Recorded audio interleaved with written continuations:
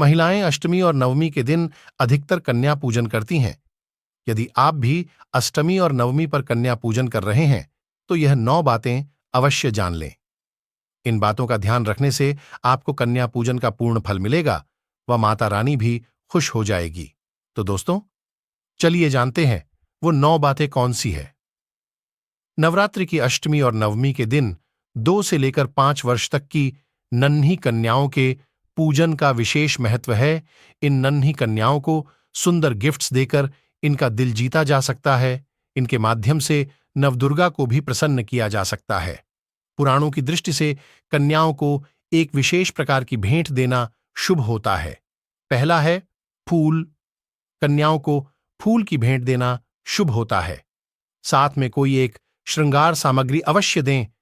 अगर आप मां सरस्वती को प्रसन्न करना चाहते हैं तो श्वेत फूल अर्पित करें। अगर आपके दिल में कोई भौतिक कामना है तो लाल पुष्प देकर इन्हें खुश करें।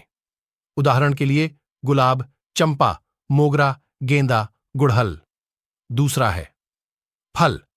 फल देकर कन्याओं का पूजन करें। यह फल भी सांसारिक कामना के लिए लाल अथवा पीला और वैराग्य की प्राप्ति के लिए केला या श्रीफल हो सकता है। याद रखें कि फल खट्टे ना हों। तीसरा है मिठाई। मिठाई का भी महत्व होता है। अगर हाथ की बनी खीर, हलवा या केशरिया चावल बनाकर खिलाया जाए तो देवी प्रसन्न होती हैं। चौथा है वस्त्र। इन्हें वस्त्र देने का महत्व है, जैसे फ्रॉक आदि, लेकिन सामर्थ्य अनुसार रूमाल या रंग बिरंगे रिबन दिए जा सकते हैं। पांचवा है श्रृंगार सामग्री। देवी से सौभाग्य और संतान प्राप्ति की मनोकामना की जाती है। अतः कन्याओं को 5 प्रकार की श्रृंगार सामग्री देना अत्यंत शुभ होता है। इनमें बिंदिया, चूड़ी, मेहंदी, बालों के लिए क्लिप्स, सुगंधित साबुन, काजल, नेल पॉलिश, टैल्कम पाउडर इत्यादि हो सकते हैं। छठा है खेल सामग्री। बच्चियों को खेल सामग्री देना चाहिए। आजकल बाजार में खेल सामग्री की अनेक किस्में उपलब्ध है। पहले यह रिवाज पांचे, रस्सी और छोटे मोटे खिलौनों तक सीमित था। अब तो ढेर सारे विकल्प मौजूद हैं। सातवां है शिक्षण सामग्री। कन्याओं को शिक्षण सामग्री दी जानी चाहिए।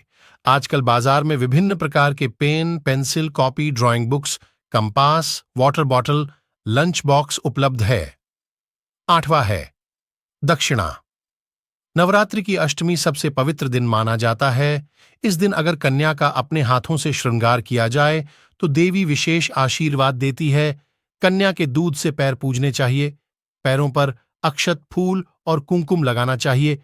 कन्या को भोजन कराना चाहिए और यथा सामर्थ्य कोई भी भेंट देनी चाहिए। कन्या पूजन में दक्षिणा अवश्य दें। नौवां है भोजन प्रसादी।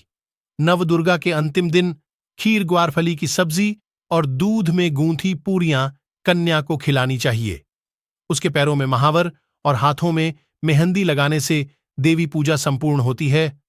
अगर आपने घर पर हवन का आयोजन किया है तो उनके नन्हे हाथों से उसमें समिधा अवश्य डलवाएं। उसे इलायची और पान का सेवन कराएं। इस परंपरा के पीछे मान्यता है कि देवी जब अपने लोक जाती है तो उसे घर की कन्या की तरह ही विदा किया जाना चाहिए। अगर सामर्थ्य हो तो 9वें दिन लाल चुनर कन्याओं को भेंट में दें। उन्हें दुर्गा चालीसा की छोटी पुस्तकें भेंट करें। गरबा के डांडियां और छनिया चोली भी दिए जा सकते हैं। बालिकाओं से घर में गरबे करवाने से भी देवी प्रसन्न होती है। इन सारी रीतियों के अनुसार पूजन करने से देवी प्रसन्न होकर वर्ष भर के लिए सुख, समृद्धि, यश, वैभव, कीर्ति और सौभाग्य का वरदान देती है। तो दोस्तों, आप कन्या पूजन के दौरान इन बातों का ध्यान अवश्य रखें।